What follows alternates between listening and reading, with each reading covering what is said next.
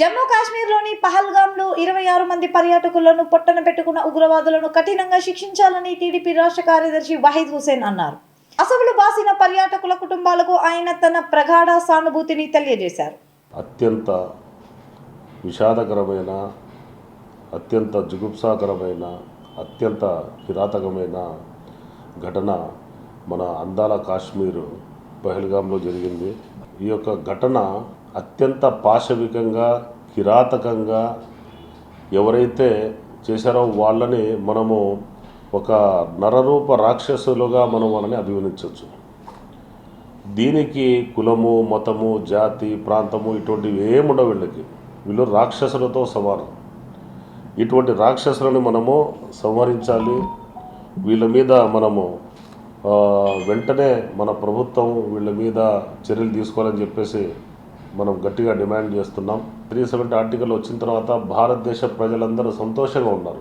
ఎందుకంటే పర్యాటక కేంద్రాలకు, వేరే దేశాలకు, చాలా యూరప్ ఖండానికి, యుఎస్ఏకు అక్కడికి వెళ్తుంటారు. అటువంటి ఖండాలు కూడా, అటువంటి పర్యాటక ప్రాంతాలు కూడా మన దేశంలో ఉన్నాయని చెప్పేసి ఈరోజు మనము గర్వంగా ఫీల్ అవుతున్న తరుణంలో ఈరోజు ఇటువంటి దుస్సంఘటనలు జరిగి ప్రజలను, దేశ ప్రజలను అందరి భయభ్రాంతులకు గురి చేయడం చాలా బాధాకరం. ఇది ప్రతి ఒక్కరూ కుల, మత, జాతి భేదాలు లేకుండా ప్రతి ఒక్కరూ కూడా ఖండించాల్సిన విషయం.